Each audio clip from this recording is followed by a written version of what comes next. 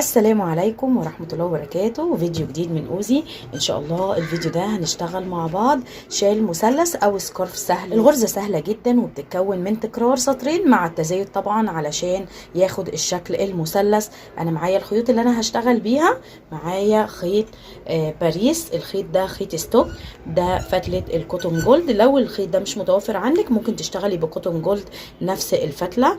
الخيط كان جايلي من جروب عطر الجنة للخيوط، انا هحط لكم اللينك لو انتوا حابين تشوفوا الخيوط الموجودة على الجروب. وهشتغل معاكم في الفيديو بالخيط السادة ده، هو خيط شوية سميك علشان الغرزة تكون واضحة بالنسبة لكم. وفي نهاية الفيديو هنشوف تطبيق الشال او السكارف بخيط باريس.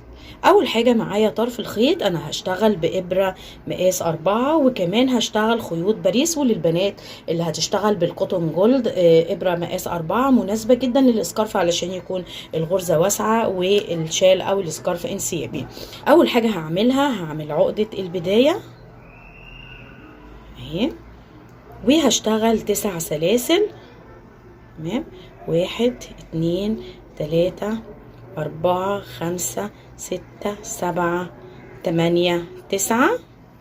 وبعد كده هلف الخيط مرتين علشان هشتغل غرزة عمود بلفتين، وهاجي على اول غرزة اشتغلتها وهقفل السلسلة بتاعتي اهو. هكمل العمود بتاعي، هطلع من حلقتين في حلقتين في حلقتين، كون معايا الدايرة الكبيرة دي اهي. بصوا، بعد كده هاخد ارتفاع 3 سلاسل وهاجي في نفس الدايره في الفراغ بتاعها. معايا الخيط ده طبعا هنسيبه للنهايه، بعد كده هننضفه بابره تنظيف، او لو انت هتشتغلي شراشيب هتدخليه ضمن الشراشيب بتاعتك عشان تنضفي الشال. بعد ما كونت الدايره بتاعتي هاخد ارتفاع سلسله واحده وهلف الدايره، لان انا بعتبر الدايره اللي انا اشتغلتها دي السطر الاول او بدايه الشغل بتاعي. تمام، بعد ما لفتها على الناحيه الثانيه واخدت ارتفاع سلسله واحده بس، هدخل جوه الفراغ وهشتغل غرزه حشو. بعد غرزه الحشو هشتغل فوقيها 3 سلاسل 2 3. بصوا، هلف الخيط، هاجي جوه الدايره نفسها او الفراغ ده وهشتغل 3 عمود بلفه في نفس المكان جنب بعض كده. العمود الثالث اهو، بصوا 3 عمود جنب بعض. بعد ال3 عواميد دول باخد 3 سلاسل وباجي هنا. بصوا الخيط ده اللي هو بداية الشغل بتاعي او بداية الدايرة اللي هو خيط البداية، بعد من بعديه سلسلة 2 3 4. باجي في السلسلة رقم 4 بعد ال3 سلاسل دول بدخل فيها. يفضل ان انت تدخلي تحت فتلتين علشان المكان ما يوسعش منك.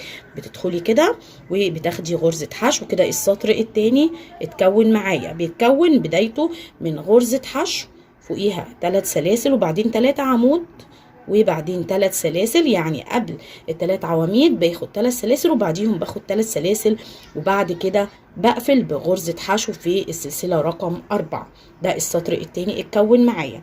تمام، احنا زي ما قلنا الغرزة بتاعتنا بتتكون من تكرار سطرين. بعد كده هناخد ارتفاع، طالما قفلت بغرزة حشو يبقى هبدأ بارتفاع 9 سلاسل. فوق غرزة الحشو دايما بنشتغل 9 سلاسل، 1 2 3 4 5 6 7 8 9. بنلف الشغل على الجنب التاني اهو. باجي على طول على ال3 عمود دول وبشتغل فوق كل عمود منهم غرزة حشو. اي اول غرزة يعني 9 سلاسل ارتفاع او بداية السطر بتاعي. بعد كده باجي على طول فوق العواميد وبشتغل فوق كل عمود من ال3 غرزة حشو 2 3. بعد كده بنهي السطر. طبعا انا لسه مع التزايد عدد المجموعات دي هيزيد معايا. بعد كده باخد 5 سلسلة 2 3 4 5. بلف مرتين وباجي في غرزة الحشو اللي انا نهيت بيها السطر اللي قبله وبدخل فيها وبقفل بغرزة عمود بلفتين. بطلع من حلقتين في حلقتين في حلقتين. بصوا بداية السطر زي نهايته، ومن تاني سطر على طول تحسوا ان الشكل بدأ ياخد الشكل المثلث. تمام، طالما قفلت بعمود بلفتين ببدأ بسلسلة واحدة بس ارتفاع، بلف الشغل وباجي هنا في اول غرزة اللي هي غرزة العمود بلفتين في حرف الفي بتاعها، بدخل وبشتغل غرزة حشو. يبقى سطر ببدأه بغرزة حشو ارتفاع سلسله واحده او غرزه حشو، والسطر التاني ببداه بارتفاع 9 سلاسل. بعد غرزه الحشو باخد دايما فوقيها 3 سلاسل، بلف وبدخل بقى جوه الفراغات دي، بشتغل في كل فراغ 3 عمود بلفه، بس هنقفل طبعا ال3 عواميد هوريكم ازاي. بعد ال3 سلاسل بدخل جوه الفراغ وبشتغل 3 عمود بلفه، 1 2 العمود التاني زي ما عملنا هنا في السطر اللي قبل كده اللي فيه العواميد. اخدت 3 سلاسل قبل ال3 عواميد و3 سلاسل بعد ال3 عواميد. هنا اهو برضو اخدت 3 سلاسل قبل ال3 عواميد، يبقى بعد ال3 عواميد هاخد 3 سلاسل برضو. دايما ال3 عواميد باخد قبلهم 3 سلاسل وبعدهم 3 سلاسل. باجي هنا في النص كنت اشتغلت 3 غرز حشو، باجي في الغرزه اللي في النص او تاني غرزه بدخل فيها وبقفل بغرزه حشو اهو. بعد كده ببدأ تاني 3 سلاسل وبشتغل جوه الفراغ 3 عواميد، 1 2 العمود الثالث.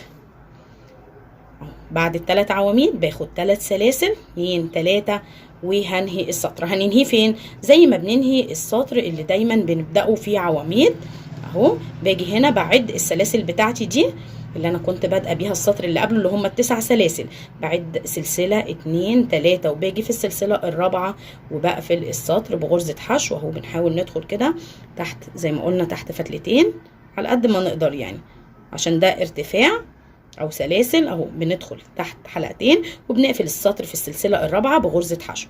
يعني السطر اللي بنبداه بغرزه حشو بننهيه بغرزه حشو، السطر اللي بنبدأه ب9 سلاسل بننهيه ب5 سلاسل وغرزة عمود بلفتين عشان يكون الطرفين بتوع المثلث متساويين. خلاص اهو، هو دول السطرين اللي احنا بنكررهم. خلاص هنبدأ السطر بقى مع بعض اللي هو بيتكون من 9 سلاسل بداية اهو، 3 4 5 6 7 8 9. بنلف الشغل بتاعنا بيقابلني المجموعات اللي هي ال3 عواميد، ما بشتغلش بقى في اي حاجه غير في العواميد. بعد ال9 سلاسل باجي هنا في العمود الاولاني بشتغل فوقيه غرزه حشو، العمود الثاني غرزه حشو، والعمود الثالث غرزه حشو. بعد ال3 غرز حشو دول باخد 5 سلاسل. خلاص احنا قلنا بس ان بدايه السطر اللي بتكون 9، بعد كده السلاسل كلها بتكون 5 3 4 5 اهو. بنقل على طول بتخطى كل حاجه وبروح على العواميد اللي بعد كده بشتغل فوق كل عمود اهو حشو 2 3 ده التالت اهو. خلاص بعد الحشو ده باخد 5 سلاسل 3 4 1 2 3 4 5. بعد ال5 سلاسل دول بلف الخيط مرتين اهو. باجي هنا في غرزة الحشو اللي في السطر اللي قبله عشان اقفل السطر، بدخل في حرف الفي، بسحب الخيط وبطلع من حلقتين في حلقتين في حلقتين كده. سطر السلاسل خلص معايا اهو، بصوا تمام. هنبدأ سطر جديد بيتكون من غرزة العمود بلفة. هناخد ارتفاع سلسلة واحدة بس، هنلف الشغل، هنيجي فوق غرزة العمود بلفتين هنا وهنشتغل غرزة حشو. فوق غرزة الحشو 3 سلاسل 2 3. هنشتغل بقى عواميد في الفراغات بتاعتنا وهنقفل العواميد هنا في غرزة الحشو اللي في النص. هنشوف ازاي. 3 سلاسل هنلف الخيط، هنيجي في الفراغ هنا اهو هنشتغل عمود 2 3. بعد العمود الثالث دايما قبل العمود 3 سلاسل، بعد العمود 3 سلاسل 3 سلاسل، ونيجي هنا على ال3 غرز حشو دول اهو. هنيجي في النص الغرزه اللي في النص وهنقفل بحشو تمام. 3 سلاسل عشان ناخد 3 عواميد جداد اهو. 3 سلاسل هنيجي في النص هنا اهو، نلف الخيط الاول ونشتغل 3 عمود بلفه. لو ملاحظين ان عدد مجموعات العواميد اللي هما ال3 بدأوا يزيدوا معانا، 3 سلاسل قبل ال3 عواميد يبقى بعديه 3 سلاسل كمان. هنقفل فين اهو 3 غرز حشو. هاجي في الغرزه اللي في النص اهو وهقفل بحشو 3 سلاسل. الفراغ اللي بعد كده هلف وهشتغل 3 عمود بلفه طبعا لو الكلام بالنسبة لك سريع ممكن تبطئي الفيديو من ال3 نقط اللي فوق الفيديو، وهتختاري سرعة اقل عشان تمشي مع الخطوات ببطء. تمام. العمود الثالث، وبعد ال3 عواميد دول هاخد 3 سلاسل.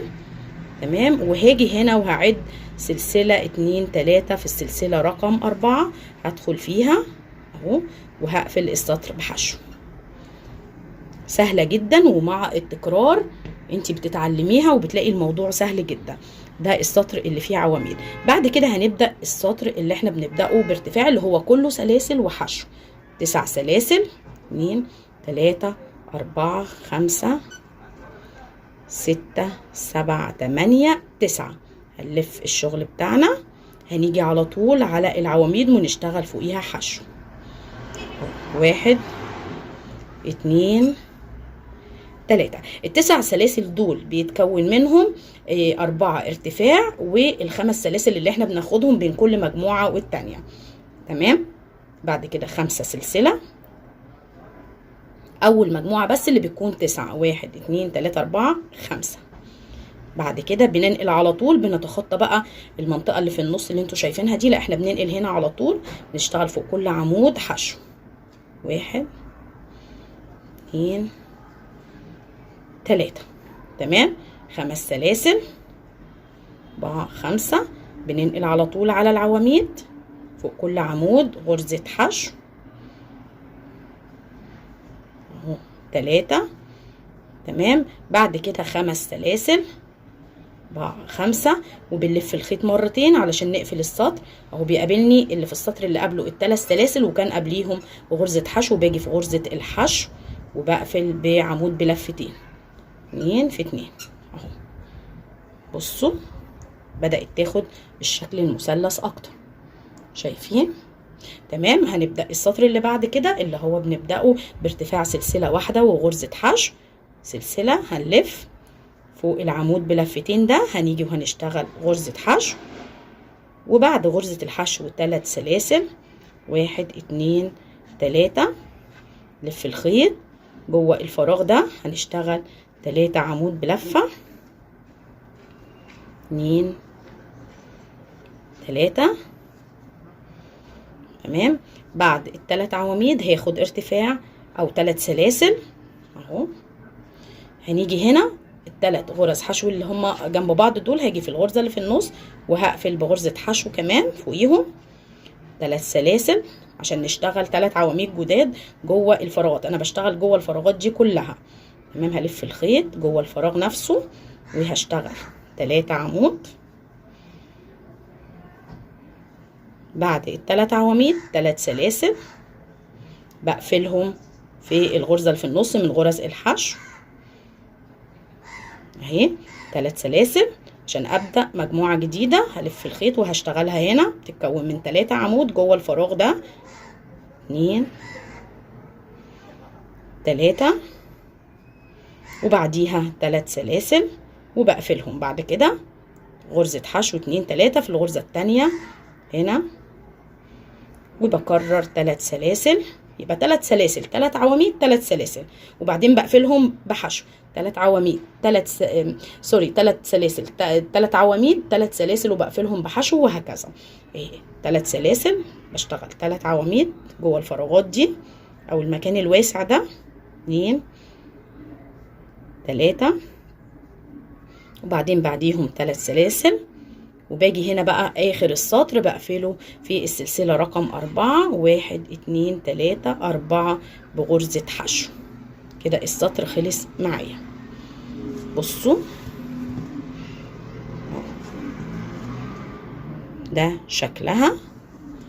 بصوا طبعا مع تكرار السطور الشكل بيوضح اكتر، شايفين؟ الغرزة سهلة وبسيطة جدا، ومع التكرار بتلاقي ايديكي بتشتغل على طول. هنشوف شكلها كمان بعد ما اشتغلت بخيط باريس. انا اشتغلت خيط باريس بنفس مقاس الابرة اللي هي ابرة مقاس 4. نشوف بقى توزيع الالوان. بصوا شايفين الغرزة وجمالها طبعا مع الالوان. اغلب غرز الكروشيه جمالها بيبان مع الالوان. بصوا شكلها جميل ازاي، وتوزيع الالوان حلو جدا. بصوا انا بداتها اهو بنفس الشكل، بس طبعا مع عدد السطور كل ما بيزيد معاكي. بصوا هنا شكلها في الخيط الساده او هي لسه قطعه صغيره والخيط ده سميك شويه، جمال الغرزه دي بيبان مع خيط ارفع من الخيط اللي انا شغاله بيه. والبنات اللي هي بتقول الخيط القطن ينفع للشتاء، ينفع للشتاء وينفع للصيف، لان القطن بيدفي وفي الصيف بيكون حنين جدا على الجسم. تمام. بصوا في نفس الوقت ما بيشوكش ولا اي حاجه لو لمس الجسم. بصوا جميله ازاي.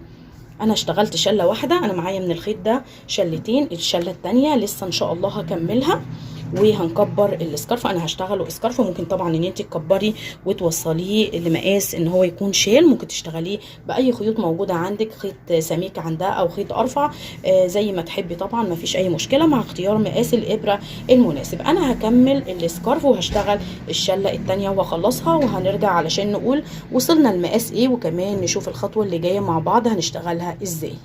واشتغلت الشلة التانية وخلصتها، ووصلت بمقاس السكارف لمقاس كبير، وكمان كملت يعني انا حبيت ان انا اكبره شوية، فكملت بخيوط اليس كوتون جولد نفس الفتلة بنفس كل حاجة، واخترت درجة مناسبة اللي هي درجة الموف، وكمان جبت شلة لونها اصفر وهقفل بيها الاطراف بتاعة الشال.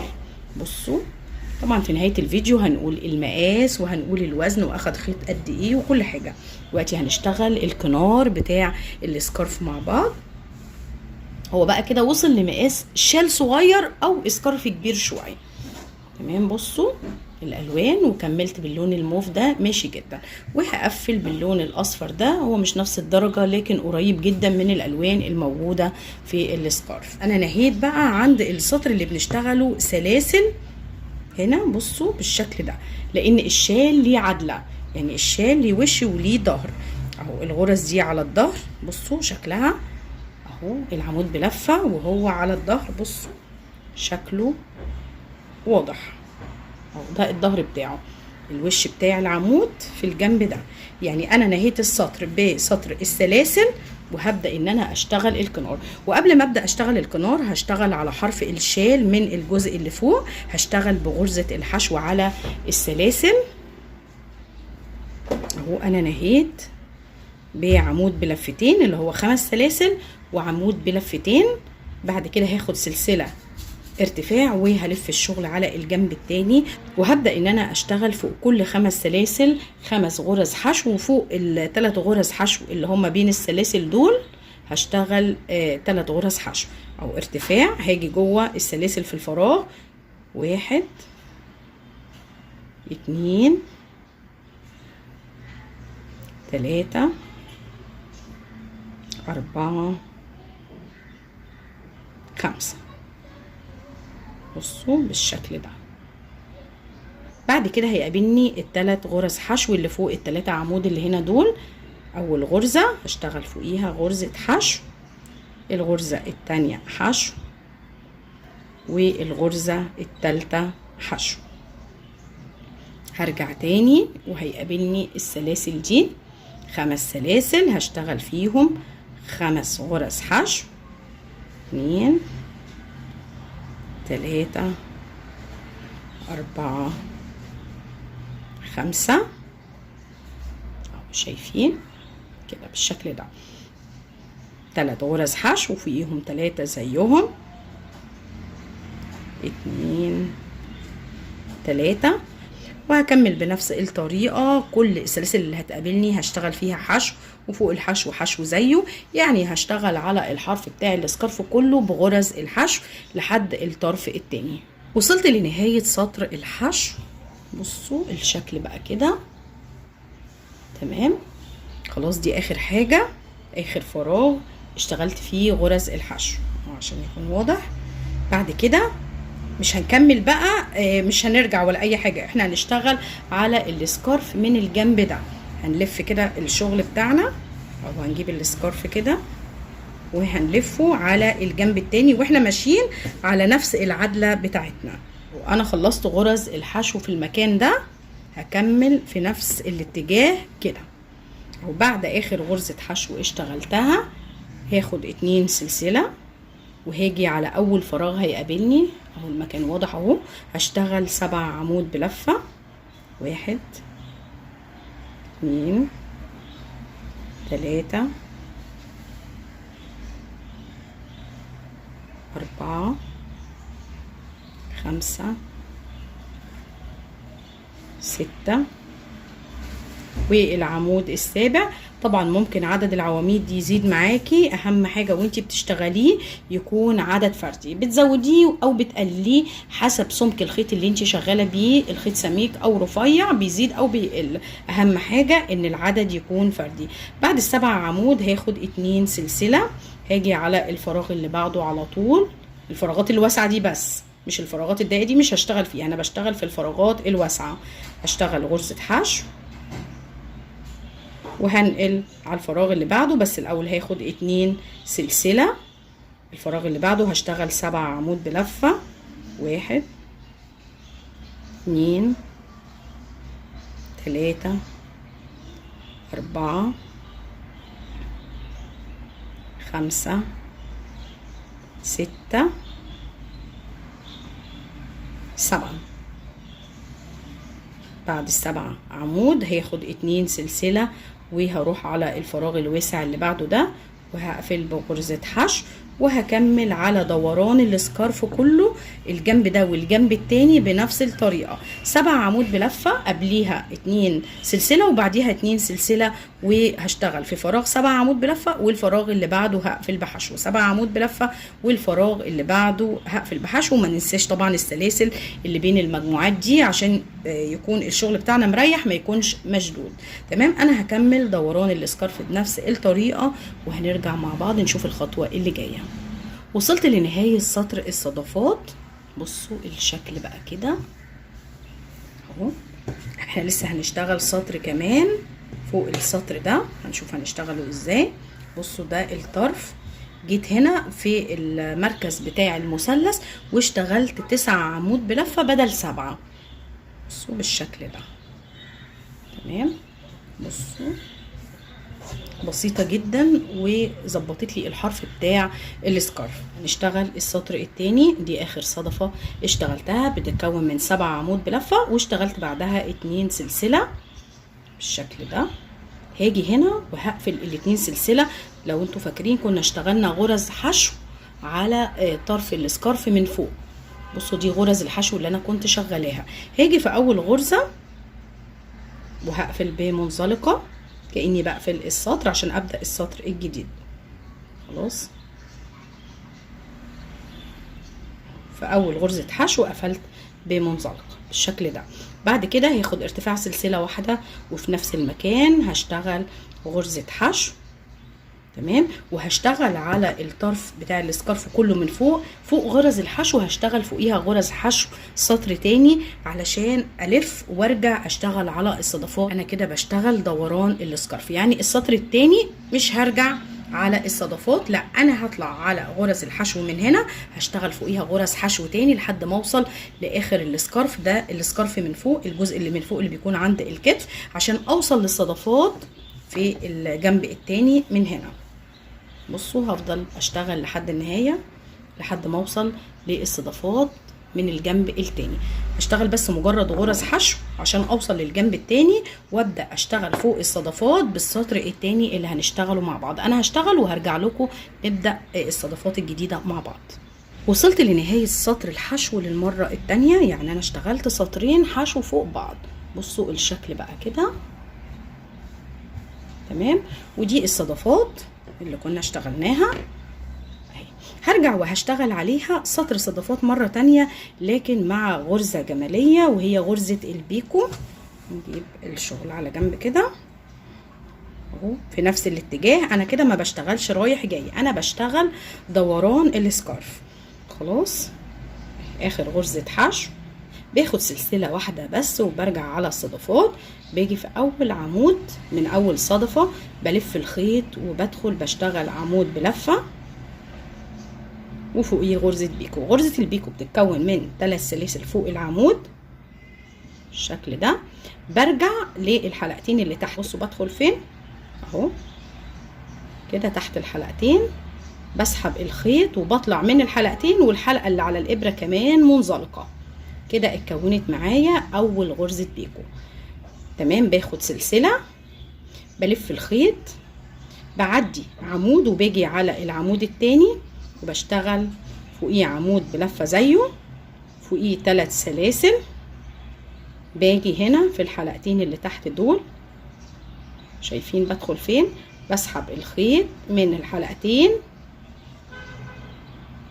وكمان من الحلقة اللي على الإبرة منزلقة. باخد سلسلة، بعدي غرزة، السلسلة دايما قصادها غرزة فاضية من تحت، بسيب غرزة فاضية، باجي على اللي بعدها عمود بلفة، فوقيه بيكو 3 سلاسل، برجع بدخل في الحلقتين، بسحب الخيط من الحلقتين ومن الحلقة اللي على الإبرة كمان.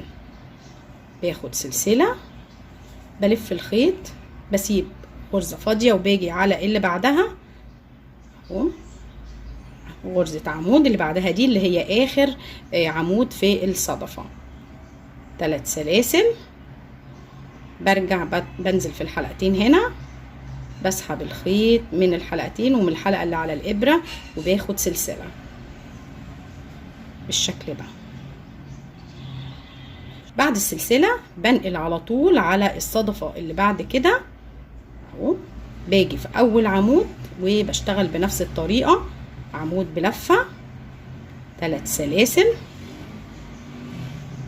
برجع للحلقتين المشتركين اللي تحت دول مع بعض، بسحب الخيط، بطلع من الحلقتين والحلقة اللي على الإبرة وباخد سلسلة، بعدي غرزة قصاد السلسلة وبروح على التانية، بشتغل عمود 3 سلاسل، برجع للحلقتين اللي تحت دول، بسحب الخيط ومن الحلقة اللي على الإبرة وباخد سلسلة كمان مرة، بسيب غرزة فاضية وباجي على التانية، عمود بلفة 3 سلاسل، بنزل بشتغل بيكو، بسحب الخيط وسلسلة كمان مرة، غرزة فاضية، واللي بعدها عمود بلفة